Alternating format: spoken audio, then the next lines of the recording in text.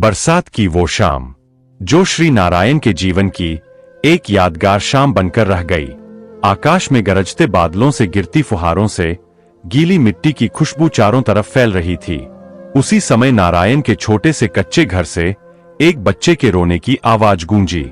घर के आंगन में खड़ा नारायण बारिश की सर्द हवाओं से कांप रहा था। खुशी और शोक दोनों के मिले जुले भाव उसके चेहरे पर लिखे थे। खुशी तो इस बात की थी कि घर में पहली संतान के रूप में उसे पुत्र प्राप्त हुआ था, और शोक इसलिए था कि उसी पुत्र को जन्म देते समय उसकी पत्नी सावित्री ने आखिरी सांस ली थी। यह प्रसंग उसकी आंखों में दोनों रंगों के साथ नाच रहा था। नवजात शिशु का नाम श्री भास्कर रखा गया। भास्कर देखने में बहुत ही मासूम, सुंदर और चंचल था, जिसे गांव के लोग हमेशा भानु कहकर पुकारते थे। पर नारायण के हृदय में भानु के लिए कोई प्रेम या स्नेह नहीं था। वह मानता था कि भानु के कारण ही उसकी पत्नी सावित्री हमेशा के लिए उसका साथ छोड़ गई। यदि वह नहीं होता तो शायद उसकी पत्नी भी नहीं मरती। नारायण की यही सोच भानु के लिए उसके मन में द्वेष की अग्नि जलाती रही। इसलिए वह भानु की देखभाल और उसका भरण पोषण तो कर रहा था, पर उसने उसे एक पिता जैसा प्रेम कभी नहीं दिया।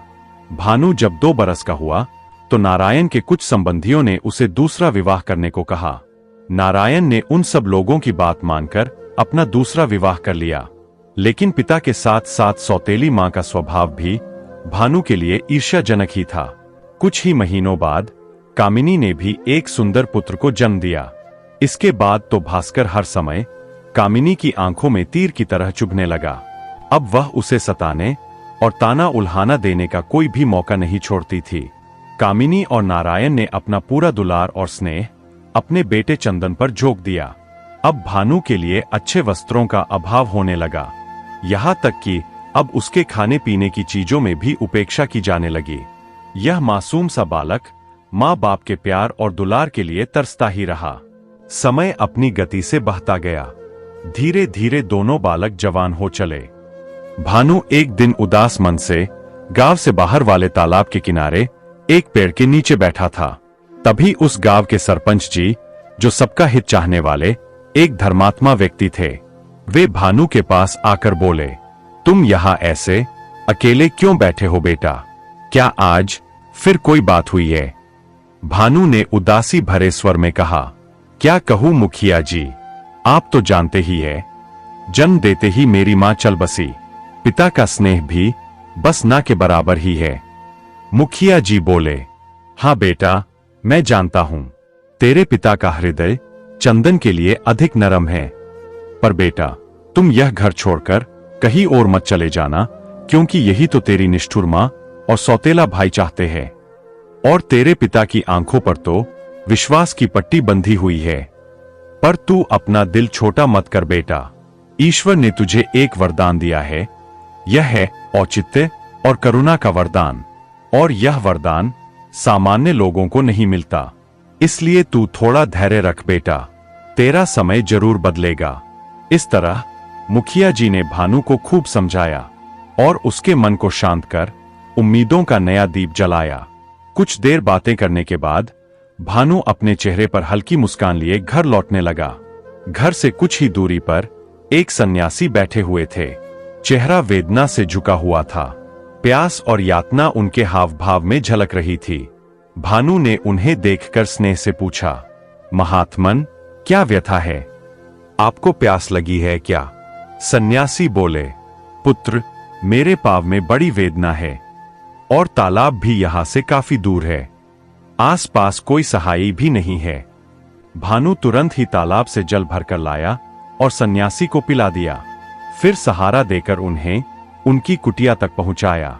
सन्यासी ने हाथ जोड़कर कहा, हे बालक, मैं बहुत समय से यही पड़ा था, पर किसी ने मेरी मदद नहीं की। तुम पहले ऐसे इंसान हो जिसने मेरी वेदना देखी और मुझे पानी दिया।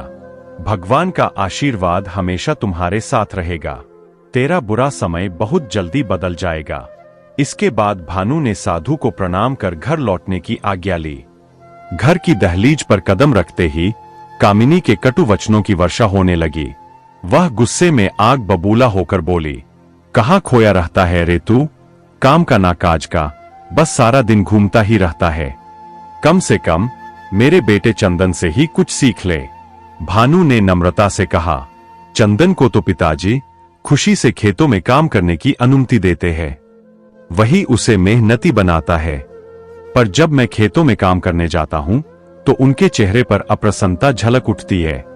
तभी कामिनी आंखें मटकाकर ठंडी हंसी हंसकर बोली, तू है भी तो ऐसा ही मनहूस, जो पैदा होते ही अपनी मां को खा गया। कामिनी के तीर जैसे बोलने भानु को भीतर तक झकझोर कर रख दिया। वह पीछे मुड़ा और चुपचाप खेतों की ओर चला गया, जहां नारायण अपने स्नेही पुत्र चंदन के साथ हल चला रहे थे। भानु ने पिता से कहा, पिताजी, आप चंदन की तरह मुझसे भी स्नेह क्यों नहीं करते? नारायण कठोर स्वर में बोला, तेरी परवरिश करना मेरी मजबूरी थी। तूने जन्म लेते ही मेरी प्राणवती पत्नी को मुझसे छीन लिया। ऐसे मनहूस लड़के को मैं अपना बेटा नहीं मानता। अभी उनकी बातें चल ही रही थीं कि वही महात्मा जिसे भानु ने जल पिलाया था वहां प्रकट हुए और नारायण से बोले, जिस पुत्र को तुम मनहूस कहते हो, असल में वह बहुत भाग्यवान है। नारायण ने आश्चर्य से महात्मा की तरफ देखकर कहा, भाग्यवान? पर कैसे? महात्मा हल्का सा मुस्काए और बोले, यह तो समय आने पर ही तुम्हें ज्ञात होगा। चंदन ने ऊंची हंसी में कहा, जो पैदा होते ही अपनी मां को खा गया, वह भाग्यवान कैसे हो सकता है? चंदन की तीखी बातें सुन भानु की आंखें नम हो उठीं।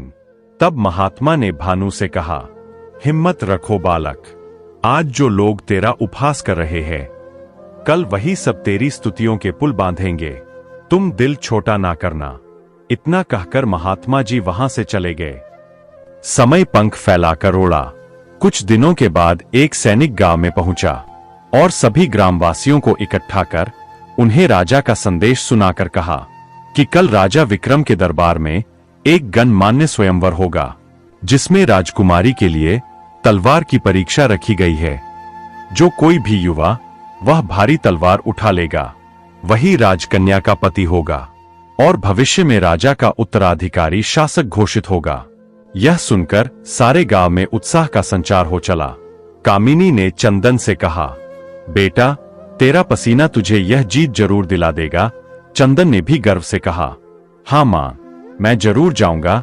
नारायण भी प्रसन्न होकर बोला, हाँ, तू मेरा नाम जरूर रोशन कर देगा। उसी समय नारायण ने देखा कि भानु भी कहीं जाने की तैयारी कर रहा था। पूछने पर पता चला कि वह भी स्वयंवर में भाग लेने की तैयारी में था। उसे देखकर नारायण को क्रोध आ गया।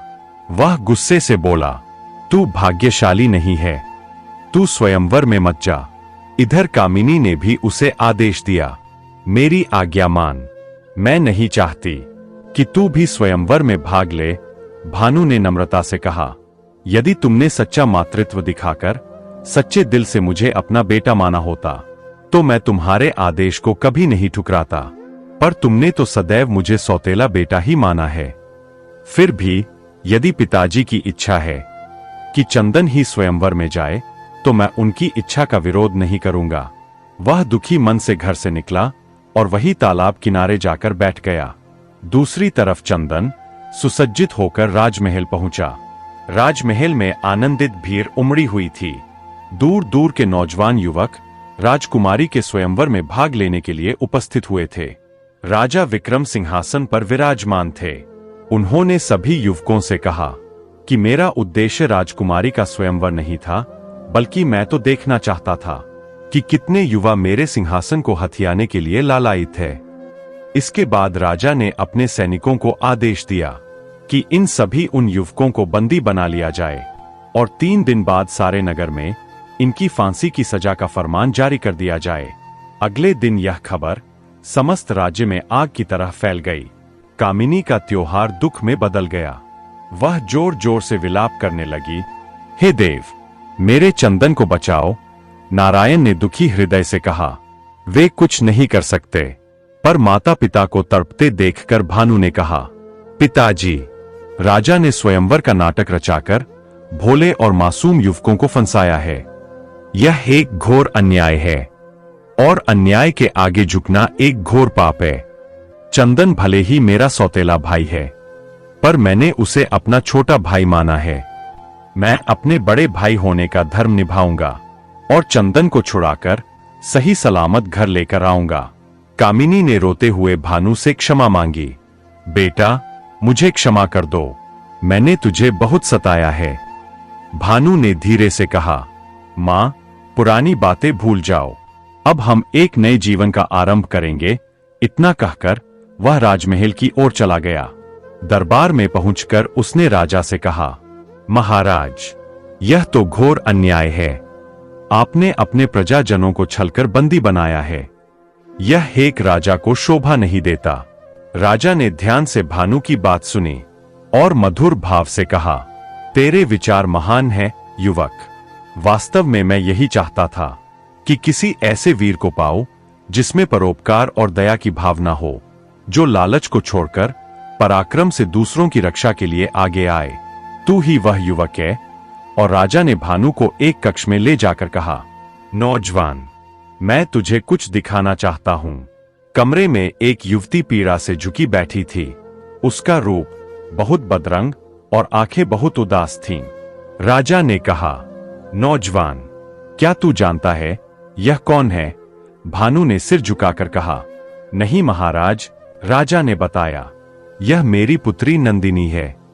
पूर्व में यह परियों की तरह सुंदर थी, पर कुछ साल पहले जब यह अपनी सखियों के साथ वन भ्रमण में गई थी, तब एक दुष्ट तांत्रिक ने इसकी सुंदरता पर मोहित होकर उससे विवाह करने की इच्छा जताई।